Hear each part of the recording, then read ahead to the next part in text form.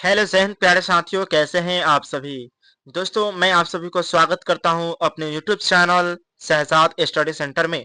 दोस्तों आशा करते हैं कि आप लोग क्लास 10th की तैयारी बहुत बढ़िया तरीके से कर रहे होंगे। और अगर आपने क्लास 10th की तैयारी करने के लिए हमारे इस चैनल को सब्सक्राइब नहीं किया दोस्तों, तो सब्सक्राइब अभी कर लें, क्योंकि हमारे चैनल पे आपको बहुत अच्छे अच्छे प्रश्न मिलेंगे जो एग्जाम में लड़ने वाले प्रश्न होंगे। तो दोस्तों चलिए इसी वीडियो को स्टार्ट करते हैं। और आज पहले बता दें दोस्तों कि आज हमने ये जो प्रश्न लेकर आए हैं सभी, वह सभी मिक्स प्रश्न है दोस्तों, जो सभी सब्जेक्ट से रिलेटेड है, जो आपके एग्जाम में पूछे जाएंगे। तो अब हम लोग वही प्रश्न पढ़ने वाले हैं जो सीधे एग्जाम में लड़ेंगे दोस्तों। तो अभी तक हमारे इस वीडियो को सब्सक्राइब करके वीडियो को शेयर नहीं किए हैं तो फटाफट से वीडियो को शेयर जरूर कर दें। चलिए दोस्तों वीडियो को स्टार्ट करते हैं। दोस्तों अपना पहला सवाल है क्या कि बाबा साहेब भीमराव अंबेडकर का जन्म कब हुआ था। दोस्तों हम सभी को पता है कि बाबा साहेब भीमराव अंबेडकर का जन्म 14 अप्रैल 1891 में हुआ था। कहाँ हुआ था दोस्तों? तो उत्तर प्रदेश के महू गांव में हुआ था। कहाँ हुआ था? उत्तर प्रदेश के कहा? उत्तर प्रदेश के महू गांव में हुआ था। आप लोग इस चीज को ध्यान में रखिएगा दोस्तों। और कब हुआ था? तो 14 अप्रैल 1891 में। ए इज राइट आंसर। चलिए दोस्तों अगला सवाल की तरफ चलते हैं। अगला सवाल है दोस्तों कि मैक्समूलर ने वर्ष की यानी कि मैक्समूलर ने किस वर्ष की कितने वर्ष की अवस्था में लिपजिंग विश्वविद्यालय में संस्कृत का अध्ययन प्रारंभ किया था। दोस्तों बहुत ही मस्त बीबीआई प्रश्न है। प्रश्न कहता है कि मैक्समूलर जो थे वह कितने वर्ष की अवस्था में लिपजिंग विश्वविद्यालय में संस्कृत का अध्ययन करना प्रारंभ किए थे। यानी कि मैक्समूलर जो है दोस्तों वह कितने साल के उम्र के थे तभी से उन्होंने संस्कृत का अध्ययन करना शुरू कर दिए थे लिपजिंग विश्वविद्यालय में। तो दोस्तों आपका राइट आंसर होगा ऑप्शन नंबर डी। 18 वर्ष के थे। कितना वर्ष के थे दोस्तों? 18 वर्ष के थे मैक्स मुलर, तभी से उन्होंने संस्कृत का अध्ययन करना शुरू कर दिए थे। ठीक है ना। चलिए दोस्तों अगला सवाल की तरफ चलते हैं। तीसरा नंबर सवाल है अपना कि स्वामी विवेकानंद ने वेदांतियों का वेदांती किसे कहा है। मस्ट वीवीआई प्रश्न है दोस्तों, आप सभी इस प्रश्न को ध्यान से देखिए। कहा गया है दोस्तों कि स्वामी विवेकानंद जो है वह किसे वेदांतियों का भी वेदांती कहा है। तो दोस्तों मैक्स मूलर जो थे ना, उनको स्वामी विवेकानंद ने वेदांतियों का भी वेदांती कहा है, इसलिए इसका राइट आंसर हो जाएगा ऑप्शन नंबर सी। चलिए दोस्तों नेक्स्ट प्रश्न की तरफ चलते हैं। यह सभी प्रश्न आपके एग्जाम में पूछे जाएंगे दोस्तों, तो वीडियो में बने रहे। और चैनल पे नए हैं दोस्तों तो चैनल को सब्सक्राइब करके जरूर जाइएगा। दोस्तों चौथा नंबर सवाल है आपका कि शहजाद वृत्तियां किसे कहते हैं। तो दोस्तों शहजाद वृत्तियां किसे कहते हैं जो बार बार बढ़े, जैसे में बाल हो गया दोस्तों। अनजान स्मृतियां को क्या कहते हैं? शहजाद वृत्तियां कहते हैं। ठीक है ना दोस्तों। अनजान स्मृतियां को क्या कहते हैं? शहजाद वृत्तियां कहते हैं। इसका राइट आंसर होगा ऑप्शन नंबर बी। क्या होगा दोस्तों? Option number B. चलिए दोस्तों नेक्स्ट सवाल की तरफ चलते हैं। अगला सवाल है 5वां नंबर दोस्तों कि भारतीय लिपियों की कहानी पुस्तक के रचयिता कौन है। दोस्तों कहा गया है कि भारतीय लिपियों की कहानी जो है ना दोस्तों, उसका रचयिता कौन है यानी कि लेखक कौन है। तो दोस्तों भारत के बारे में उल्लेख किए हैं, कौन किए हैं आप सभी को बखूबी पता होना चाहिए दोस्तों। मैक्स मूलर जो थे ना, वह भारत के बारे में बहुत सारी प्रशंसा किए हैं। ठीक है ना। और उन्होंने ही भारत के बारे में बहुत सारी बातें बताई हैं, कि बोले हैं क्या कि अगर आपको किसी भी चीज में इंटरेस्ट है तो हमारे भारत में आइए, यहाँ पे सब कुछ मिल जाएगा दोस्तों। और इस भारत के भूमि पे ना दोस्तों, अगर सच्चे लोगों से दर्शन करना है ना, तो वह गांव में, भारत के गांव में आकर के दर्शन आप लोग कर सकते हैं। तो इसका राइट आंसर हो जाएगा ऑप्शन नंबर बी। कौन होगा दोस्तों? तो मैक्स मूलर होगा। कौन होगा? Max Muller. मैक्स मूलर भी थे ना दोस्तों, वह सच्चे भारत भक्त थे। क्या थे? सच्चे भारत भक्त थे। परंतु यह जर्मनी के रहने वाले थे। इस चीज को आप लोग ध्यान से देख लीजिएगा। ठीक है ना। आपको एग्जाम में पूछा जाएगा मैक्स मुलर कहाँ के रहने वाले थे, तो जर्मनी के, लेकिन भारत के बारे में बहुत प्रशंसा की है। दोस्तों छठा नंबर प्रश्न है कि बहादुर का पूरा नाम क्या है। दोस्तों बहादुर का पूरा नाम दिल बहादुर था। B is right answer. क्या है दोस्तों? बहादुर का पूरा नाम था दोस्तों दिल बहादुर अमरकांत जी। दोस्तों इनके बारे में बहुत सारी प्रशंसा किए थे। ठीक है ना। और उनको नौकर की जरूरत था तो उन्होंने इसको क्या किए थे, नौकरी पे लगाए थे और यह अपने घर की क्या बोलते हैं, साफ सफाई हेतु करने के लिए इनको रख लेते हैं, ठीक है ना। और यह जो बहादुर था ना दोस्तों, उसका पूरा नाम दिल बहादुर था, लेकिन वह नेपाल के रहने वाला था। कहाँ का रहने वाला था दोस्तों, नेपाल का रहने वाला था। इस चीज को आप लोग ध्यान से देख लीजिएगा दोस्तों। हम इन सभी प्रश्न को आप लोगों के सामने इसलिए लाए हैं दोस्तों, क्योंकि यह सभी प्रश्न आपके एग्जाम में देखने को मिलेंगे 100% दोस्तों। तो 7वां नंबर प्रश्न है दोस्तों कि रामविलास शर्मा का जन्म कब हुआ था। मस्ट बी प्रश्न है दोस्तों कि रामविलास शर्मा का जन्म आखिर कब हुआ था। तो दोस्तों रामविलास शर्मा का जन्म 1912 में हुआ था। कब हुआ था, 1912 ईस्वी में हुआ था, ठीक है ना दोस्तों। 1912 ईस्वी में किसका हुआ था, तो रामविलास शर्मा का जन्म हुआ था। यह सभी आप सभी को याद होना चाहिए। चलिए दोस्तों, अगर याद नहीं है तो आप सभी जा करके हमारे यूट्यूब के प्लेलिस्ट में देख सकते हैं। हमने हर एक सब्जेक्ट का क्वेश्चन आंसर करा दिया है बहुत ही बेहतरीन तरीके से और सरल भाषा में। तो आप लोग वहां से भी जा करके देख सकते हैं दोस्तों। अपना 8वां नंबर सवाल है कि बिरजू महाराज किस शैली के नर्तक हैं। दोस्तों आपसे पूछा गया है कि बिरजू महाराज जो थे ना, वह किस शैली का नर्तक थे, ठीक है ना दोस्तों। तो वह कथक शैली का नर्तक थे। कौन शैली का, कथक शैली का नर्तक थे, ठीक है ना दोस्तों। आज साक्षात्कार रसीम बाजपेयी के द्वारा लिखा हुआ है। आपसे पूछा जाएगा दोस्तों यह कहानी किसके द्वारा रखा हुआ है साक्षात्कार, तो रसीम बाजपेयी के द्वारा लिखा हुआ है। आप लोग ध्यान से देख लीजिएगा। चलिए दोस्तों 9वां नंबर प्रश्न को देखते हैं दोस्तों। यह सभी मिक्स प्रश्न है दोस्तों, आपको एग्जाम के लिए बहुत ही मैटर करता है और बहुत ही मायने रखता है दोस्तों। 6ठा नंबर प्रश्न हो चुका है, यहाँ पे 9वां नंबर प्रश्न की तरफ चले आए हैं दोस्तों। प्रश्न कह रहा है क्या कि पंडित बिरजू महाराज का जन्म कितने ईस्वी में हुआ था। यह पूछा गया है दोस्तों, प्रश्न पूछा गया है कि पंडित बिरजू महाराज का जन्म किस ईस्वी में हुआ था। तो आप सभी को पता होना चाहिए कि पंडित बिरजू महाराज का जन्म जो हुआ था दोस्तों 1938 ईस्वी में हुआ था। कब हुआ था दोस्तों, 1938 ईस्वी में हुआ था। किनका जन्म हुआ था, तो पंडित बिरजू महाराज का। चलिए दोस्तों अगला सवाल की तरफ चलते हैं।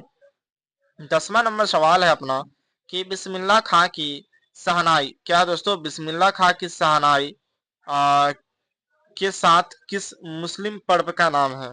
दोस्तों कहा गया है कि बिस्मिल्लाह खां की शहनाई है ना दोस्तों, उसके साथ किस मुस्लिम पर्व का नाम जुड़ा हुआ है। मस्ट बी प्रश्न है दोस्तों। आपका आंसर हो जाएगा सी, मुहर्रम। मुस्लिमों का खास त्योहार होता है मुहर्रम, ठीक है ना दोस्तों। इसी के रिलेटेड है बिस्मिल्लाह खां की शहनाई, ठीक है ना। चलिए दोस्तों अगला प्रश्न की तरफ चलते हैं। दोस्तों आप सभी इन सभी प्रश्नों को कॉपी में नोट करते चलिएगा, क्योंकि दोस्तों देखने से वीडियो याद हो जाएगा लेकिन लिख लेना जरूरी है, क्योंकि आगे काम आने वाला है आप सभी को। दोस्तों 11वां नंबर सवाल है अपना कि वाणी कब विष के समान हो जाती है। दोस्तों वाणी कहने का मतलब होता है किसी का बोली विचार जो होता है ना दोस्तों, वह कब विष के समान हो जाती है। तो दोस्तों इसका आंसर होगा क्या कि राम नाम के बिना क्या हो जाता है, वाणी दोस्तों विष के समान हो जाते हैं। इसलिए ए इज राइट आंसर इसका हो जाएगा।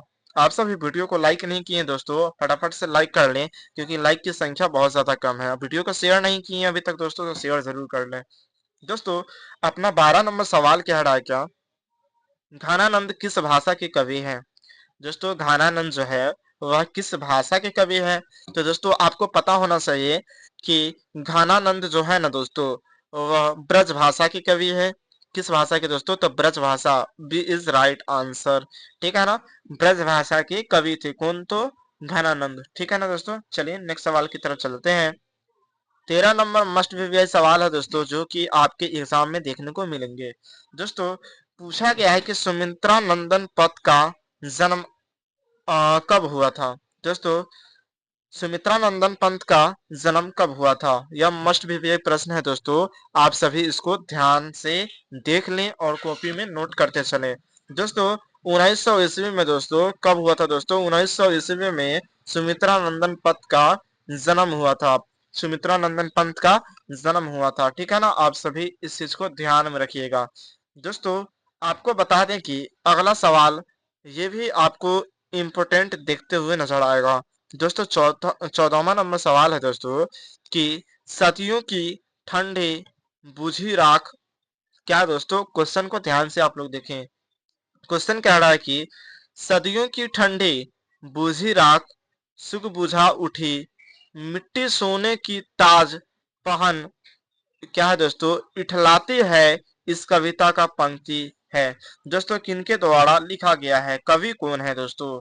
तो जनतंत्र का जन्म, ये कौन है दोस्तों, यह कवि है। कौन है दोस्तों? जनतंत्र का जन्म इनके द्वारा लिखा गया है।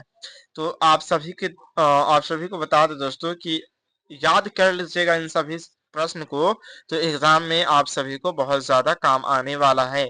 तो वीडियो में बने रहे दोस्तों। मेरा 15 नंबर सवाल है दोस्तों कि रामधारी सिंह दिनकर का जन्म डॉट डॉट डॉट किस जिले में हुआ था। दोस्तों बहुत इम्पोर्टेंट प्रश्न है कि रामधारी सिंह जो है दोस्तों, रामधारी सिंह दिनकर, उनका जन्म किस जिले में हुआ था। दोस्तों आप सभी को बता दें कि रामधारी सिंह दिनकर का जन्म हुआ था दोस्तों बिहार के क्या बोलते हैं दोस्तों, बेगूसराय में हुआ था। कहाँ हुआ था दोस्तों? बेगूसराय में हुआ था, जो सिमरिया में पड़ता है। कहाँ पड़ता है दोस्तों? सिमरिया में पड़ता है। और रामधारी सिंह दिनकर का क्या बोलते हैं उसको, डिस्ट्रिक्ट बोले या फिर जिला, ठीक है ना। चलिए नेक्स्ट सवाल की तरफ चलते हैं। 16वां नंबर सवाल क्या रहा है दोस्तों कि एक वृक्ष की हत्या, क्या दोस्तों, एक वृक्ष की हत्या किस कवि का कवि संग्रह से लिया गया या फिर संकलित है। दोस्तों एक वृक्ष की हत्या किस संग्रह से संकलित है? तो दोस्तों यानी कि इसमें दुष्चक्र में क्या है दोस्तों, अष्टता, इन दोनों से क्या है दोस्तों, संकलित है। आप लोग ध्यान में रखिएगा, बी इज इसका राइट आंसर होगा, बी, ठीक है ना। चलिए दोस्तों 17वां नंबर सवाल की तरफ चलते हैं। 17वां नंबर मस्ट बीवीआई सवाल है दोस्तों, जो आपको एग्जाम में देखने को 100% मिलेंगे।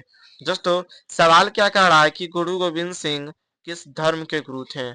दोस्तों आपसे ऐसे भी सवाल पूछा जा सकता है कि बौद्ध धर्म के 10वें गुरु कौन है, तो गुरु गोविंद सिंह है, ठीक है ना दोस्तों। यह ऑब्जेक्टिव के सवाल में पूछे जाते हैं। दोस्तों आपका 17वां नंबर सवाल क्या है कि गुरु गोविंद सिंह किस धर्म के गुरु थे। तो दोस्तों आपको बता दे कि सिख धर्म के गुरु कौन थे, तो गुरु गोविंद सिंह थे। कौन थे दोस्तों? गुरु गोविंद सिंह थे, ठीक है ना। जिसको गुरु नानक कहते हैं, क्या कहते हैं दोस्तों, गुरु नानक कहते हैं, या फिर अर्जुन देव, या फिर गुरु गोविंद सिंह कहते हैं, ठीक है ना। तो दोस्तों यहाँ पर गुरु गोविंद सिंह है वह सिख धर्म के 10वें गुरु थे। क्या में गुरु थे? 10वें गुरु थे। आप इन सभी बातों को ध्यान से देख लीजिएगा। चलिए दोस्तों अगला सवाल की तरफ चलते हैं। अगला सवाल क्या कह रहा है दोस्तों कि स्वपोषी पोषण के लिए आवश्यक है। दोस्तों आपसे सवाल किया गया है कि स्वपोषी जो है तो वह पोषण के लिए आवश्यक है। तो कौन कौन हो सकता है? तो दोस्तों पूर्ण रहित हो सकता है, सूर्य का प्रकाश हो सकता है, कार्बन डाइऑक्साइड हो सकता है। इन सभी के लिए दोस्तों स्वपोषी पोषण के लिए आवश्यक है, इसलिए इसका राइट आंसर होगा ऑप्शन नंबर डी, ठीक है ना।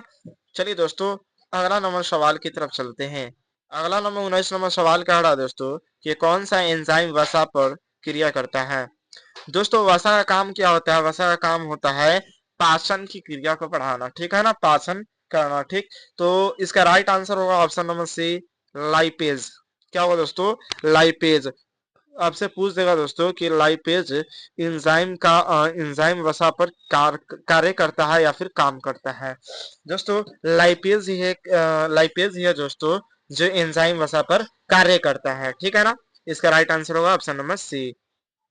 चलिए दोस्तों 20वां नंबर सवाल की तरफ चलते हैं। 20वां नंबर सवाल कह रहा है दोस्तों कि अमीबा अपना भोजन कैसे पकाता है। दोस्तों यहाँ पे पकाता हो सकता था, लेकिन पकड़ता है लिखा गया है, ठीक है ना दोस्तों। तो आपको बता दें कि अमीबा जो है दोस्तों अपना भोजन कैसे पकाता है, तो कुटपात के द्वारा पकाता है। किसके द्वारा? कुटपात के द्वारा अमीबा अपना भोजन पकाता है, ठीक है ना। इसका राइट आंसर होगा ऑप्शन नंबर सी। आप लोग ध्यान से इस वीडियो को देखें दोस्तों, क्योंकि आने वाला हर एक इम्पोर्टेंट क्वेश्चन है और आप सभी को जानना बहुत ही जरूरी है। दोस्तों 21वां नंबर सवाल कह रहा है कि ऑक्सीजन का वाहक कौन है। दोस्तों आप सभी को पता होना चाहिए कि ऑक्सीजन का वाहक आरबीसी ब्लड होता है। क्या होता है दोस्तों? आरबीसी ब्लड होता है, जिसका नाम आरबीसी के फुल फॉर्म होता है दोस्तों रेड ब्लड सेल्स। क्या होता है दोस्तों? रेड ब्लड सेल्स होता है, ठीक है ना। आप सब इस चीज को ध्यान में रखिएगा। आपको एग्जाम में पूछा जाएगा कि ऑक्सीजन का वाहक कौन होता है, तो आरबीसी होता है। कौन होता है? आरबीसी होता है। और आरबीसी का फुल फॉर्म होता है रेड ब्लड सेल्स। चलिए दोस्तों अगला सवाल की तरफ चलते हैं। इन सभी सवालों को आप लोग कॉपी में लिखते हुए चलिएगा तो बढ़िया रहेगा दोस्तों। आप सभी के लिए ही हम बोल रहे हैं, क्योंकि आप सभी लिख लिख कर याद कीजिएगा, पढ़ पढ़ के याद कीजिएगा, तो आप सभी को ज्यादा दिमाग में अटेगा और जल्दी याद हो जाएगा। दोस्तों 22 नंबर सवाल है कि खुला परिसंचरण तंत्र किनमें पाया जाता है। दोस्तों खुला परिसंचरण तंत्र किसमें पाया जाता है दोस्तों। तो आपको बता दें कि कॉकरोच में ना दोस्तों खुला परिसंचरण तंत्र पाया जाता है। किसमें, तो कॉकरोच में। डी नंबर इसका सही हो जाएगा, ठीक है ना। चलिए इसी प्रकार के अगला सवाल की तरफ चलते हैं दोस्तों। दोस्तों 23वां नंबर सवाल है अपना कि मानव हृदय में कितने कोष्ठ होते हैं। मस्ट विवेय प्रश्न है दोस्तों। कहा गया है कि मानव हृदय में यानी मनुष्य के दिल में दोस्तों कितने कोष्ठ होते हैं। तो आपको बता दें कि 4 कोष्ठ होते हैं। टोटल कितने होते हैं दोस्तों, 4 कोष्ठ होते हैं। इसका राइट आंसर होगा ऑप्शन नंबर डी। ठीक है ना दोस्तों, आशा करते हैं आप सभी को समझ में आ रहा होगा और इन सभी सवालों को आप लोग कॉपी में लिख रहे होंगे। दोस्तों 24वां नंबर सवाल है दोस्तों कि मानव शरीर की सबसे लंबी कोशिका है।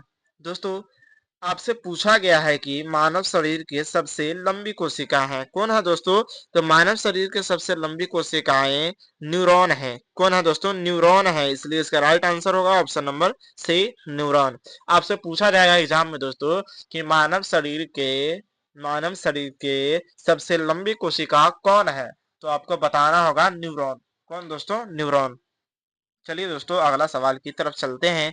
इन सभी सवालों को मद्देनजर रखते हुए दोस्तों आगे बढ़ते हैं। 25वां नंबर सवाल है कि दो तंत्रिका कोशिका के मध्य खाली स्थान को कहते हैं। दोस्तों दो तंत्रिका तंत्र होते हैं। दो तंत्रिका तंत्र कोशिका के मध्य में यानी बीच में खाली स्थान जो होते हैं दोस्तों, वो क्या कहलाता है। तो दोस्तों क्या होता है, तो सिनेप्स होता है। क्या होता है दोस्तों, दो तंत्रिका कोशिका के मध्य में खाली स्थान होते हैं, उसको क्या कहते हैं, सिनेप्स कहते हैं। क्या कहते हैं, सिनेप्स। इसलिए इसका राइट आंसर बी होगा। दोस्तों अभी तक आपने वीडियो को शेयर नहीं किए तो दोस्तों फटाफट से शेयर कर लीजिए, क्योंकि आप सभी के लिए दोस्तों इतना मेहनत से वीडियो हम लोग बनाते हैं और आप लोग ही कंजूसी कीजिएगा तो कैसे होगा। दोस्तों वीडियो को शेयर कर दीजिए। चलिए इतना रिक्वेस्ट नहीं करना होगा, आशा करते हैं। दोस्तों 26वां नंबर सवाल है अपना कि निम्नलिखित में से कौन पादप हार्मोन नहीं है। क्या दोस्तों, निम्नलिखित में से यानी इन सभी में से कौन पादप हार्मोन नहीं है। आपका ऑप्शन है A oxygen, B oxytocin, C ethylene, D cytokinin. दोस्तों आपको बता दें कि ऑक्सीटोसिन जो है ना दोस्तों, वह बर्थ हार्मोन है। कौन हार्मोन है, बर्थ हार्मोन है और पादप हार्मोन नहीं है। इसलिए इसका राइट आंसर क्या होगा, ऑप्शन नंबर बी होगा, ठीक है ना। और ये सभी जो है दोस्तों वह कौन हार्मोन है, तो पादप हार्मोन नहीं है। कौन सा हार्मोन नहीं है, सॉरी पादप हार्मोन है। और ये ऑक्सीटोसिन है वह बर्थ हार्मोन है, ठीक है ना। चलिए दोस्तों अगला सवाल की तरफ चलते हैं। 27वां नंबर सवाल है अपना दोस्तों कि इनमें से कौन पादप हार्मोन नहीं है। ठीक है ना दोस्तों, तो पादप हार्मोन नहीं है दोस्तों, तो साइटोकाइनिन पादप हार्मोन नहीं है। यानी कि साइटोकाइनिन क्या है दोस्तों, तो बर्थ हार्मोन हो सकता है, ठीक है ना, पादप हार्मोन नहीं है। तो चलिए दोस्तों इसका राइट आंसर क्या होगा दोस्तों, तो इसका right answer option number D होगा, ध्यान रखिएगा। चलिए दोस्तों अगला सवाल की तरफ चलते हैं। दोस्तों अपना अगला सवाल है, सवाल क्या कह रहा है उसको देखेंगे बहुत ही गहराई से। दोस्तों सवाल कह रहा है कि किसे रासायनिक दूत कहा जाता है। दोस्तों कहा गया है कि किसे रासायनिक दूत कहा जाता है। इन सभी प्रश्नों को हम लोग ध्यान से देखेंगे। दोस्तों आपका ऑप्शन है ए उद्दीपक, बी पाचक रस, सी हार्मोन, डी आवेग। आवेग है दोस्तों। दोस्तों हार्मोन जो होता है ना, वह रासायनिक दूत कहा जाता है। हार्मोन को क्या कहा जाता है, रासायनिक दूत कहा जाता है। इसलिए इसका राइट आंसर होगा option number C is right answer. चलिए दोस्तों अगला सवाल की तरफ चलते हैं। दोस्तों अपना 29वां नंबर सवाल है कि पौधे में जनन अंग कहाँ पाए जाते हैं। दोस्तों एक पौधा होता है ना, उसमें भी जनन होती है, लेकिन कहाँ पाया जाता है हमको पता नहीं है। तो दोस्तों इसका राइट आंसर होगा ऑप्शन नंबर सी, पुष्प में। कहाँ दोस्तों, पुष्प में पाया जाता है। तो चलिए दोस्तों अगला सवाल की तरफ चलते हैं। 30 नंबर सवाल है दोस्तों कि पराग कोश में होता है। दोस्तों आप सभी को पता होना चाहिए कि पराग कोश में क्या होता है। दोस्तों पराग कोश में परागन की क्रिया होती है। क्या होती है दोस्तों? परागन होती है। इसलिए इसका राइट आंसर होगा ऑप्शन नंबर डी। यह बायोलॉजी का क्वेश्चन है दोस्तों, और आप सभी के एग्जाम में पूछा जाता है, तो इन सभी प्रश्नों को आप लोग ध्यानबद्ध तरीके से देख लीजिएगा। यह सभी प्रश्न लड़ाकू प्रश्न हैं जो आपके सीधे बोर्ड एग्जाम में पूछे जाएंगे। दोस्तों चलिए आगे चलते हैं और देखते हैं 31वां नंबर सवाल क्या कह रहा है। दोस्तों 31वां नंबर सवाल है कि अलैंगिक जनन में अलैंगिक जनन किसके द्वारा होता है दोस्तों? तो हम सभी को पता है कि मुकुलन के द्वारा होता है, लेकिन किस में होता है दोस्तों? तो ईस्ट में होता है। किस में होता है दोस्तों? ईस्ट में होता है। इसलिए इसका राइट आंसर बी हो जाएगा। क्या होगा दोस्तों? बी हो जाएगा। ठीक है ना। चलिए अगले सवाल की तरफ चलते हैं दोस्तों। 32वां नंबर सवाल है दोस्तों कि अंडाणु निषेचित होता है। दोस्तों अंडाणु जो होता है ना, वह निषेचित कैसे होता है और किस में होता है? तो दोस्तों फैलोपियन नलिका में अंडाणु जो होता है ना, वह निषेचित हो जाता है। क्या होता है? निषेचित हो जाता है। अब वह मुख्यतः किस में पाया जाता है दोस्तों? तो स्त्री और पुरुष दोनों में पाया जाता है फैलोपियन ट्यूब। ठीक है ना। स्त्री में फैलोपियन ट्यूब पाया जाता है, फैलोपियन नलिका पाया जाता है। ठीक है ना। चलिए दोस्तों अगला सवाल की तरफ चलते हैं। दोस्तों 33वां नंबर सवाल क्या रहा दोस्तों कि निम्न में से कौन मादा जनन तंत्र का भाग नहीं है? दोस्तों कहा गया है कि इनमें से कौन मादा जनन तंत्र का भाग नहीं है। दोस्तों आपका ऑप्शन ए है अंडाशय, बी गर्भाशय, सी शुक्रवाहिका, डी क्या है दोस्तों? डी डिम्बा डिम्बाहिनी। दोस्तों आपको बता दें कि इसका राइट आंसर होगा ऑप्शन नंबर सी शुक्रवाहिका। दोस्तों शुक्रवाहिका जो है वह मादा जनन भाग नहीं है, यानी कि मादा जनन तंत्र नहीं है। ठीक है ना। चलिए दोस्तों अगला सवाल की तरफ चलते हैं। 34वां नंबर सवाल है दोस्तों कि निम्न में से कौन एक अवशेषी अंग है? दोस्तों पूछा गया है कि निम्न में से यानी इन सभी में से कौन सा अंग जो है वह अवशोषी अंग है। ठीक है ना दोस्तों। तो आपको बता दें दोस्तों, रीढ़ की हड्डी अवशोषी अंग नहीं है, अंगूठा अवशोषी अंग नहीं है, कान अवशोषी अंग नहीं है। दोस्तों अपेंडिक्स जो है ना, वह अवशोषी अंग है। कौन सा अंग है दोस्तों? अवशोषी अंग है। ऑटोमेटिकली हो जाता है। ठीक है ना। तो इसका राइट आंसर होगा ऑप्शन नंबर डी।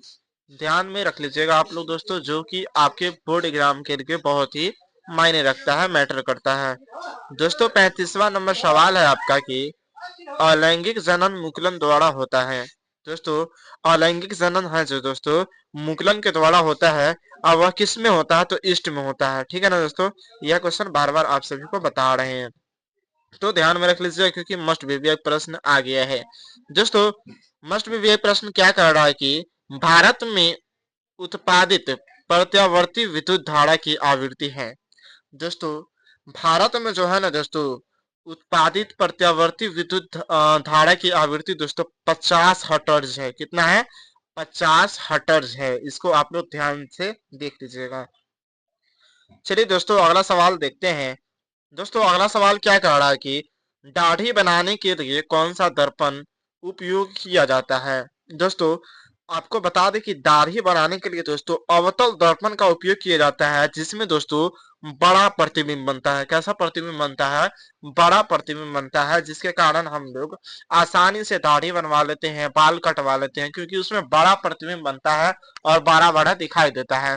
दोस्तों गेस कीजिए, अगर छोटा दिखाई देता तो हम सभी को बाल दाढ़ी अच्छा से नहीं कट पाता। ठीक है ना। इन सभी बातों को ध्यान में देते हुए दोस्तों आगे बढ़ते हैं, और इन सभी दोस्तों कुछ सीखने को मिलता है कि हमें कौन सा दर्पण का उपयोग कहाँ पे करना चाहिए। दोस्तों आपका अगला सवाल है 38वां नंबर की विभवांतर का एसआई मात्रक क्या है? विभवांतर को ही दोस्तों विभव कहते हैं। क्या कहते हैं? विभव। विभव बोले या फिर विभवांतर, बात एक ही हुआ। दोस्तों आपसे पूछा जाएगा एग्जाम में कि विभवांतर का एसआई मात्रक क्या होता है? तो विभवांतर का एसआई मात्रक बोल्ट होता है। क्या होता है दोस्तों? बोल्ट होता है। आप सभी को ध्यान में रखना है। ठीक है ना। इसका राइट आंसर होगा दोस्तों बोल्ट, ऑप्शन नंबर सी। ठीक। चलिए दोस्तों अगला सवाल की तरफ चलते हैं। दोस्तों आपका अगला सवाल क्या है वो देखते हैं। आपका अगला सवाल है दोस्तों कि विद्युत बल्ब का तंतु बना होता है। दोस्तों यह एक क्या है? बल्ब है दोस्तों, और बीच में जो यह लगा हुआ है ना दोस्तों, वह तंतु यानी तार है दोस्तों। वह क्या चीज का बना होता है? दोस्तों बल्ब जब जलता है ना, तो वह लाल दिखाई देता है, उजला दिखाई देता है। लेकिन लाल बल्ब की बात कहना है दोस्तों, तो जो तंतु जुड़ा हुआ होता है वह टंगस्टन का बना होता है, ठीक है ना। और टंगस्टन को जब करंट दिया जाता है तो वह आग और बगुला हो जाता है और लाल दिखाई देने लगता है कि गुस्सा हो गया दोस्तों, ठीक है ना। इसीलिए प्रकाश फैलता है। और बल्ब में जो दोस्तों तंतु लगा होता है उसको टंगस्टन का बना होता है। क्या चीज का बना होता है? टंगस्टन का। चलिए दोस्तों, अगला सवाल की तरफ चलते हैं। दोस्तों, अपना अगला सवाल कह रहा है कि 40 नंबर, किसी चालक के प्रतिरोध का मात्रक होता है। दोस्तों, आप सभी को पता होना चाहिए कि किसी चालक का प्रतिरोध का ऐसा ही मात्रक ओम होता है। क्या होता है दोस्तों? ओम होता है। आप सभी को ध्यान में होना चाहिए, ठीक है ना। चलिए अगला सवाल की तरफ चलते हैं दोस्तों, अगला सवाल की तरफ बैठते हैं।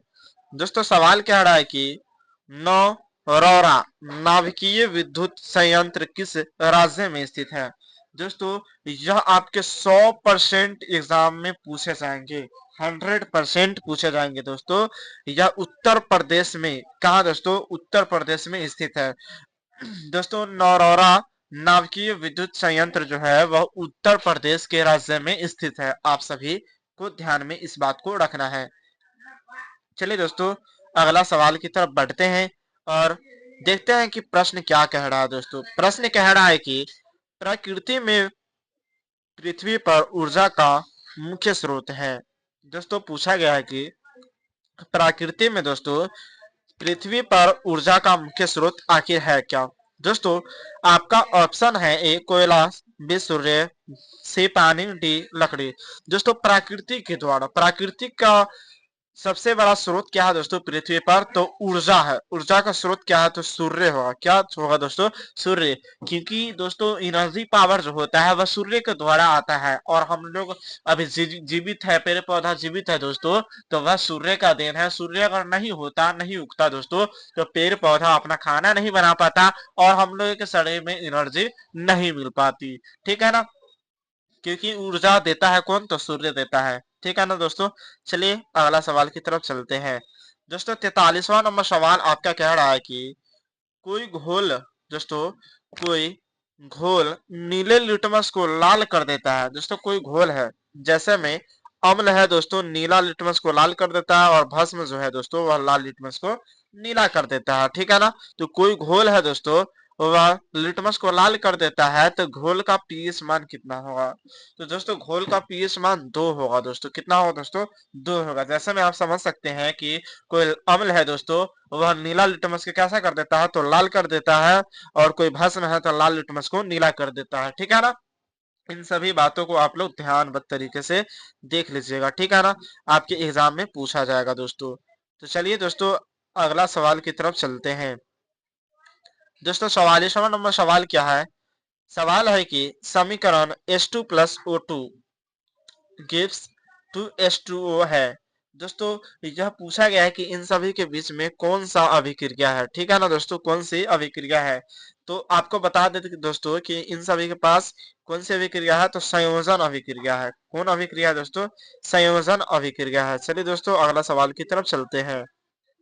अगला सवाल है दोस्तों कि अम्लीय विलयन का पीएच मान होता है। दोस्तों, आपको बता दें कि अम्लीय कहने का मतलब क्या होता है? वैसा पदार्थ जो दोस्तों जो स्वाद में खट्टा होता है। कैसा होता है? स्वाद में खट्टा होता है, उसे अम्लीय विलयन कहते हैं। और इसका पीएच मान 7 से कम होता है। कितना होता है दोस्तों? 7 से कम होता है। इसलिए इसका right answer option number C हो जाएगा। आप लोग ध्यान से देख ले दोस्तों। दोस्तों, अपना अगला सवाल है 46 नंबर की। हमारा शरीर में दोस्तों पीएच कितने पारस के बीच कार्य करता है? दोस्तों, पूछा गया है कि हमारे शरीर में दोस्तों पीएच जो होता है ना, पीएच कहने का मतलब पोटेंग ऑफ हाइड्रोजन। क्या होता है दोस्तों? पोटेंग ऑफ हाइड्रोजन जो होता है दोस्तों, वह कितने के कितने बीच में रहता है, कितने पारस के बीच में कार्य करता है। तो दोस्तों आपको बता दें कि 7.0 से लेकर के और 7.8 तक के बीच में कार्य करता है। क्या कार्य करता है? तो पोटेंग ऑफ हाइड्रोजन, ठीक है ना। आप सभी को इन सभी बातों पर ध्यान देना है दोस्तों। यह सभी प्रश्न आपके एग्जाम के लिए बहुत ही मस्ट बीपीआई होने वाला है दोस्तों। 47 नंबर सवाल कह रहा है कि किसी भी उदासीन विलयन का पीएच मान होता है। दोस्तों चाहे कोई भी दोस्तों उदासीन विलयन हो, विलयन उदासीन यानी कि पानी हो सकता है। पानी क्या है दोस्तों? तो उदासीन होता है। पानी पीने से कोई स्वाद हमें पता नहीं चलता है। जो स्वाद में खट्टा होता है उसे हम कहते हैं कि वह क्या है? अम्ल है। जो स्वाद में कड़वा होते हैं उसे क्या कहते हैं? कि भस्म है। ठीक है ना दोस्तों? और जो उदासीन होते हैं दोस्तों उनका कोई स्वाद ही नहीं होता है। वह 7 उसका पीएच मान होता है। कितना दोस्तों? 7 होता है। कितना? 7। आपको पूछा जाएगा कि उदासीन विलयन का पीएच मान कितना होता है? तो 7 होता है। B is right answer. चलिए दोस्तों अगले सवाल की तरफ बढ़ते हैं। दोस्तों आ गया अब बारी बेकिंग सोडा का रासायनिक सूत्र। दोस्तों यह 100% आपको कह रहे हैं दोस्तों कि बार बार यह प्रश्न पूछा जाता है, तो इस साल भी आपके लिए बहुत ही इंपॉर्टेंट होने वाला है। अगर इस चैनल पर नए हैं दोस्तों तो इस चैनल को सब्सक्राइब कर लें। अगर आज सब्सक्राइब नहीं किए दोस्तों तो आगे पछताना है, ये 100% लिख लीजिए आप। ठीक है? क्योंकि हम आपके लिए लाते हैं दोस्तों क्वेश्चन, वह बहुत ही मजेदार क्वेश्चन रहता है जो कि एग्जाम के लिए होता है। ठीक है ना दोस्तों? बना बनाया खाना आपको मिल रहा है दोस्तों, सिर्फ खाना है। तो दोस्तों बना बना स्वादिष्ट खाना मिल रहा है तो खाने में क्या दिक्कत है? खा लेते हैं दोस्तों, फायदा ही करेगा, खाना खराबी नहीं करता है। ठीक है ना दोस्तों? बेकिंग सोडा का रासायनिक सूत्र होता है, क्या होता है वो देखते हैं। दोस्तों बेकिंग सोडा का रासायनिक सूत्र होता है सोडियम बाइकार्बोनेट। क्या क्या होता है दोस्तों? Sodium bicarbonate NaHCO3। ठीक है ना? तो आप सभी इन सभी बातों को ध्यान में रखिएगा। इसका राइट आंसर होगा option number A, sodium bicarbonate. किसका सूत्र होता है? तो बेकिंग सोडा का सूत्र होता है सोडियम बाइकार्बोनेट। दोस्तों 49 नंबर सवाल कह रहा है कि लोहा को जिंक से लेपित करने की क्रिया को क्या कहते हैं? दोस्तों लोहा जो है ना, लोहा में जिंक लगता है, सभी को पता है। तो लोहा को जिंक से लेपित करने की क्रिया को क्या कहते हैं? तो गैल्वेनीकरण अभिक्रिया कहते हैं या फिर गैल्वेनीकरण क्रिया कहते हैं। ठीक है ना? इसका आंसर होगा ऑप्शन नंबर बी, गैल्वेनीकरण। चलिए दोस्तों 50वां नंबर सवाल देखते हैं। दोस्तों पूछा गया है क्या कि आधुनिक आवर्त सारणी में वर्गों की संख्या कितनी है? दोस्तों आपसे पूछा गया है कि आवर्त सारणी में यानी कि आधुनिक आवर्त सारणी में आवर्तों की संख्या कितनी है? तो इसका राइट आंसर होगा ऑप्शन नंबर 18। कितना होगा दोस्तों? 18। ठीक है ना? गलत आप लोग नहीं की कीजिएगा दोस्तों। इसमें से कितना गलत हुआ है अभी तक, इन सभी बातों को कमेंट में आप लोग करके हमें जरूर बताएं। चलिए दोस्तों देखते हैं 51 नंबर सवाल। ठीक है ना? आप लोग देख लीजिए कि 50 में से कितना आपका गलती हुआ है, हमें कमेंट करके बता दीजिए। दोस्तों 51 नंबर सवाल है कि वनस्पति तेलों में होती है। दोस्तों वनस्पति तेल में क्या होती है, यह बातों को रखा गया है तो उनको देखते हैं। दोस्तों वनस्पति तेलों में दोस्तों लंबी अस्मृतियां क्या होता है? असंतृप्त हाइड्रोकार्बन की श्रृंखला होती है। क्या होती है दोस्तों? लंबी असंतृप्त हाइड्रोकार्बन की श्रृंखला होती है। ठीक है ना? तो वनस्पति तेलों में क्या होती है दोस्तों? तो लंबी असंतृप्त हाइड्रोकार्बन की श्रृंखला होती है। इसका राइट आंसर होगा ऑप्शन नंबर बी। चलिए दोस्तों आगे बढ़ते हैं अगले सवाल की तरफ। अगला सवाल कह रहा है दोस्तों कि भारत में कहा महिलाओं के लिए आरक्षण की व्यवस्था है? दोस्तों भारत के बहुत सारे गांव है दोस्तों, बहुत सारे पंचायत है, बहुत सारे राज्य हैं जिसमें महिलाओं के लिए दोस्तों आरक्षण की व्यवस्था उपलब्ध है। तो दोस्तों आपको बात किया जाए तो लोकसभा में ऑप्शन ए है लोकसभा बी, विधानसभा सी, पंचायती राज व्यवस्था डी, मंत्रिमंडल या फिर राज्यसभा। दोस्तों आपको बता दें कि गांव में जो सभा होती है ना दोस्तों, पंचायत राज व्यवस्था होती है, उसमें महिलाओं को आरक्षण दिया गया है। इसका राइट आंसर सी होगा। चलिए दोस्तों अगला सवाल की तरफ चलते हैं। अगला सवाल है दोस्तों कि झारखंड राज्य का गठन कब हुआ था? दोस्तों कहा गया है कि झारखंड जो है दोस्तों राज्य, उसका गठन कब हुआ था? तो आपको बता दें दोस्तों कि 15 नवंबर 2000 ईस्वी को झारखंड राज्य का गठन हुआ था। किस राज्य का दोस्तों? झारखंड। और झारखंड की राजधानी रांची है। क्या है दोस्तों? रांची है, और रांची में पागल खाना है। ठीक है ना? इन सभी बातों को ध्यान दीजिएगा। चलिए दोस्तों 54 नंबर सवाल है कि संघ सरकार का उदाहरण है। दोस्तों संघ कहने का मतलब क्या होता है? संघ, संयुक्त राज्य संघ, ठीक है ना। यानी कि अमेरिका को ही संयुक्त राज्य संघ कहा जाता है, इसलिए इसका right answer option number A होगा, संयुक्त राज्य अमेरिका, संयुक्त राज्य संघ। ठीक है ना। चलिए दोस्तों, अगला सवाल की तरफ चलते हैं। अगला सवाल है कि लोकतंत्र का प्राण किसे कहा जाता है।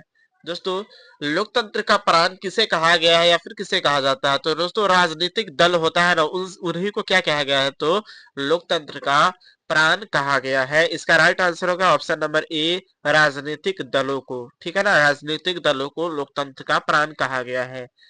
चलिए दोस्तों, अगला सवाल देखते हैं। दोस्तों, अगला सवाल है कि बिहार में संपूर्ण क्रांति का नेतृत्व निम्नलिखित में से किसने किया। दोस्तों, बिहार में जो संपूर्ण क्रांति थी ना दोस्तों, वह किनके द्वारा, किनके नेतृत्व में किया गया था, तो दोस्तों जेपी। जेपी कहने का मतलब होता है जयप्रकाश नारायण। ठीक है ना दोस्तों, जयप्रकाश नारायण को दोस्तों संपूर्ण क्रांति का नेतृत्व दिया गया था। ठीक है ना, उन्हीं के नेतृत्व में यह सभी काम हो रहा था। तो चलिए दोस्तों, आगे बढ़ने की प्रयास करते हैं और देखते हैं दोस्तों हर एक प्रश्न को ध्यानबद्ध तरीके से। दोस्तों, अगला सवाल है अपना क्या, 57 नंबर सवाल है दोस्तों कि भारत में लोकतंत्र की सफलता में क्या बाधा है। दोस्तों, कहा गया है कि भारत में दोस्तों लोकतंत्र है, उसकी सफलता में क्या बाधा है। तो आपके सामने ऑप्शन है दोस्तों, अशिक्षित, गरीबी, बेरोजगार, इनमें से सभी। दोस्तों, भारत में जो लोकतंत्र की सफलता जो होती है ना, उसमें बहुत सारी कारण होती है। ठीक है ना, लोग भारत के क्या है, अशिक्षित भी है, गरीब भी है और बेरोजगार भी है। ठीक है ना दोस्तों, यहाँ पर बेरोजगारी भी है। इन सभी के कारण दोस्तों क्या होते हैं कि भारत में लोकतंत्र की सफलता में बाधा आ जाती है। ठीक है ना। चलिए आगे बढ़ते हैं। दोस्तों, अगला सवाल है 58 नंबर की, निम्नलिखित में कौन बीमारू राज्य है। दोस्तों, आप सभी को पता होना चाहिए कि बिहार एक दोस्तों राज्य है, बिहार एक राज्य है भारत की, एक राज्य है। कौन दोस्तों, तो बिहार। ठीक है ना, वह बहुत ही गरीब राज्य है, बहुत ही बीमारू राज्य है। ठीक है ना, आपके एग्जाम में यह सभी सवाल पूछे जाते हैं। दोस्तों, हम लोगों को पता है बखूबी कि हम लोग बिहार के रहने वाले हैं और बिहार की राजधानी पटना है, लेकिन बिहार में बहुत ही बुरा स्थिति है, गरीबताई बहुत ज्यादा है। ठीक है ना, तो गरीबी तो है ही। अगला सवाल देखते हैं दोस्तों, भारत में नीति आयोग की स्थापना कब हुआ था। दोस्तों, आपसे पूछा जाए कि भारत में नीति आयोग की स्थापना दोस्तों कब हुआ था, तो आपको बताना होगा कि 1 जनवरी 2015 को नीति आयोग की स्थापना हुई थी। कब हुआ था दोस्तों, 1 जनवरी 2015 में दोस्तों नीति आयोग, यानी कि भारत में नीति आयोग की पहली स्थापना हुई थी। ठीक है ना। 60 नंबर है दोस्तों कि बिहार के विकास के बिना भारत का विकास संभव नहीं है, यह कथन किसका है। दोस्तों, सही बात है कि जब तक बिहार की विकास नहीं होगी तब तक भारत की विकास नहीं होगी, यह किसने कहा था, तो दोस्तों एपीजे अब्दुल कलाम जी थे ना दोस्तों, मिसाइल मैन के नाम से जाने जाते हैं। उन्होंने ही यह बात बताया था कि जब तक बिहार की विकास नहीं होगी, जब तक भारत में बिहार की विकास नहीं होगी, तब तक दोस्तों भारत का विकास संभव नहीं है। यह कौन बोल के गए थे, तो एपीजे अब्दुल कलाम बोल करके गए थे, जिन्हें मिसाइल मैन के नाम से आज हम लोग जानते हैं। दोस्तों, 61 नंबर क्वेश्चन है क्या कि मानव विकास रिपोर्ट का प्रकाशन निम्न में से किसके द्वारा किया जाता है। दोस्तों, मानव विकास रिपोर्ट का प्रकाशन दोस्तों यूएनडीपी के द्वारा किया जाता है। किनके द्वारा, यूएनडीपी के द्वारा किया जाता है। आप सभी को यह बात ध्यान में रखना है। इसका राइट आंसर हो जाएगा ऑप्शन नंबर सी। क्या होगा दोस्तों, ऑप्शन नंबर सी, यूएनडीपी के द्वारा मानव विकास रिपोर्ट का प्रकाशन होता है। चलिए दोस्तों, इसी तरीके से आप लोग वीडियो में बने रहे और अभी तक दोस्तों हम बार बार रिक्वेस्ट आपसे कर रहे हैं कि चैनल को सब्सक्राइब नहीं किए तो दोस्तों फटाफट से सब्सक्राइब करके वीडियो को शेयर जरूर कर दें। अभी भी दोस्तों लाइक की संख्या हमें कम दिख रही है, तो आप लोग लाइक जरूर कर दें। दोस्तों, 62 नंबर सवाल है दोस्तों कि poverty and and British rule in India नामक पुस्तक किसने लिखी थी। दोस्तों, poverty and and British rule in India, यह जो दोस्तों पुस्तक है वह किसने लिखी थी? तो दोस्तों दादा भाई नौरोजी थे ना दोस्तों, उन्हीं के द्वारा यह पुस्तक लिखा गया है। इसका राइट आंसर होगा ऑप्शन नंबर बी। इसे आप लोग ध्यान दीजिएगा दोस्तों।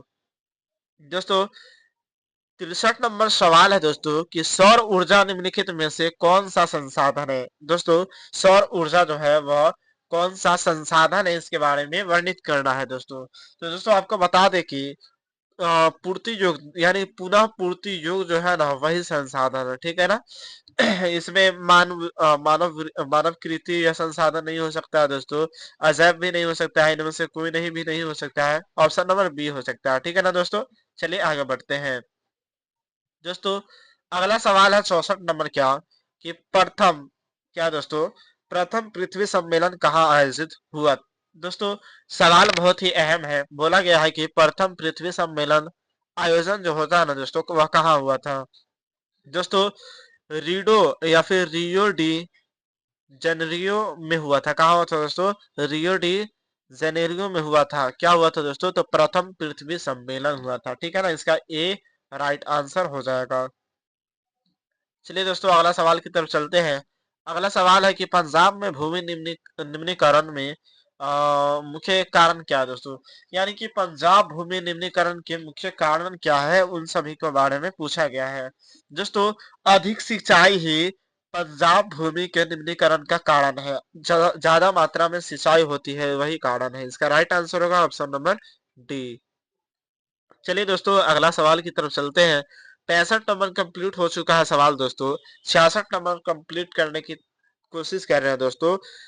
दोस्तों 66 नंबर सवाल है कि मरुस्थलीय मृदा किस राज्य में पाई जाती है? दोस्तों मरुस्थल जो होता है ना दोस्तों, मरुस्थल मिट्टी मृदा कहने का मतलब मिट्टी होता है, वह किस राज्य में पाया जाता है? तो आपको बता दें कि राजस्थान में पाया जाता है। इसका राइट आंसर होगा ऑप्शन नंबर बी, राजस्थान में पाया जाता है, ठीक है ना।